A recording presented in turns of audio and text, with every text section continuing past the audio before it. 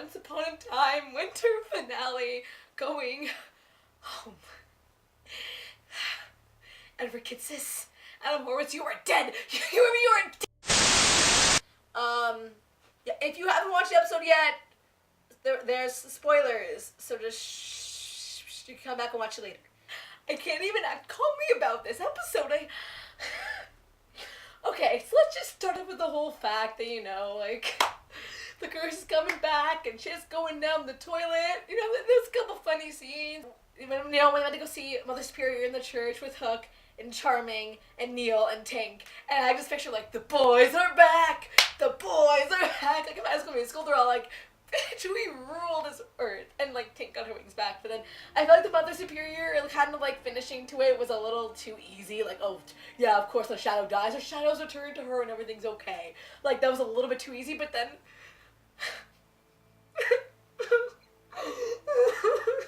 Can I just point out that Robert Carlyle and Robbie Kay, you are brilliant actors. You probably will never watch this, but if you do, you are brilliant. They portray their characters so well. Because first off, with the whole, I sincerely thought, after when Pan and Henry switched bodies, and when Pan ripped off the cup and was about to, and just literally threw Gold back, oh my god, I honestly could feel the pain in Rumpel, and I could honestly feel just when he was about to cut his end off, I was screaming at television being like, no, don't do it! Don't do it! What are you doing? And I just can't, oh my god. And then, so of course they had, and then, okay, I love how they had all these little snippets of scenes with, they had the Belle and Gold when he was doing Bay's birthday, and they had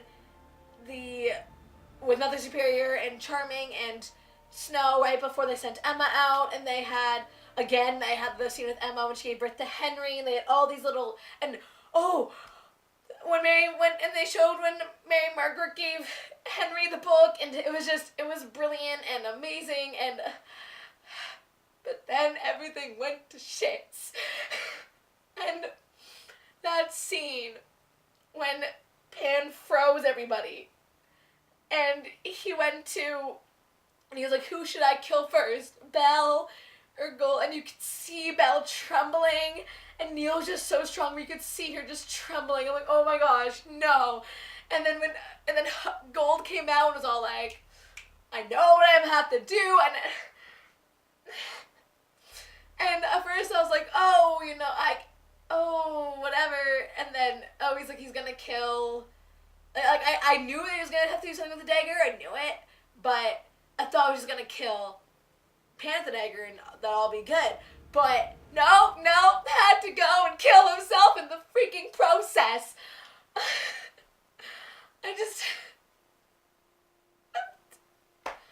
I have no words to describe my feelings right now. And when Rumpel said that line when he was like, villains don't have happy endings, I was like, no, bitch, no, Belle made you good, just,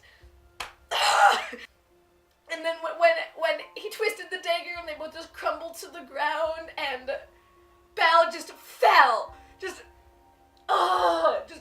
immediately just collapsed and started bawling into her hands, and the worst part was Emma goes to Neil and goes like, I'm so sorry, and Neil's like, he had to do what he had to do, and I'm like, good job, Neil, you're strong. But meanwhile, Belle, who I started crying, Emily de Ravin, again, you probably will never watch this, but if you do, you made me cry. You are an amazing actress, you completely understand Belle, and I was actually bawling my eyes out at this point in time, and I was like, why is nobody coming to help Belle? She's literally on the freaking pavement, bawling her eyes out, but no, nobody's going to go help her. Everybody's like, oh my god, just stunned / helping Neil. Belle was fucking off. She just lost the love of her life. Emma, if Neil just comes up, or Hook had just killed himself, or freaking Snow, what would you have Charming had just killed himself? Like, go and help Belle. She's so innocent. And then I just thought, you know, okay, we lost Gold, you know, that's fine. Hopefully, no, it's not fine. Like, that was my reaction, and I hope that he's gonna come back to life. He has to freaking come. He was one of the main freaking characters.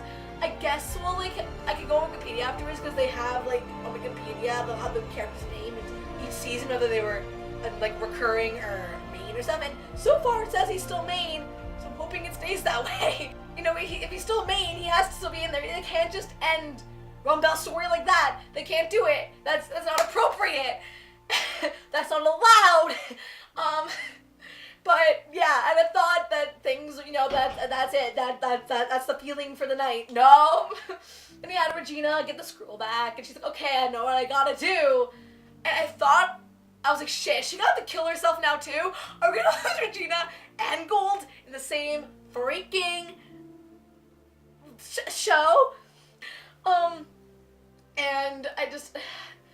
then when she said, like, oh, well, I'll be transported back to Enchanted Forest, I was like, oh, that won't be that bad, you know, like, we can have a whole sad story in the Enchanted Forest. Like, that'll be cool. And, you know, the way, maybe just how he killed himself, maybe he'll be back in the Enchanted Forest, you know, because, like, I refuse to believe that Rumple's actually dead. I refuse. They're gonna pull the Sherlock. And he's gonna be alive. I'm calling it. They're not killing Rumple off. They cannot. Unless Robert Carlyle specifically stated, like, I don't want to be in the show anymore, I'm leaving the show, then I'm actually gonna go find him and kill him, because she's leaving Ellie Draven hanging. But aside from that, and I was like, okay, you know, like, that's gonna be a good solid, you know, like, that'll be cool surrounding. No, Henry can't really come with us. Henry was born here, so Henry's gonna be stuck. And I was like, what? Alone? She's like, no, because you're the savior, you can actually stay here too.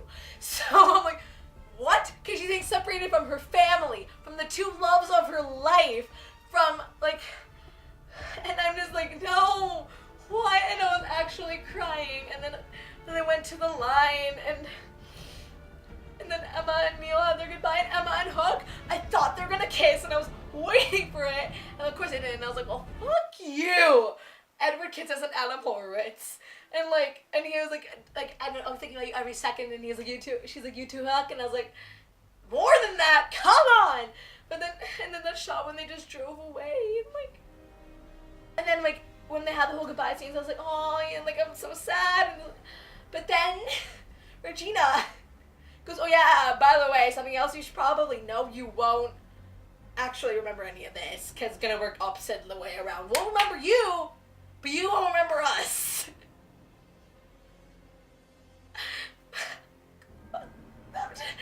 And I was just like, no. And as they're driving away, and then Regina gives her the good memories, and I was like, oh my gosh, no. And then as they're driving away across the line, you just, oh, and then the smoke comes through, and it goes to every place, and it, like, takes me to the storybook, and, like, that entire setting is gone now that we've been accustomed to for the past 2.5 seasons, and I'm like, ah.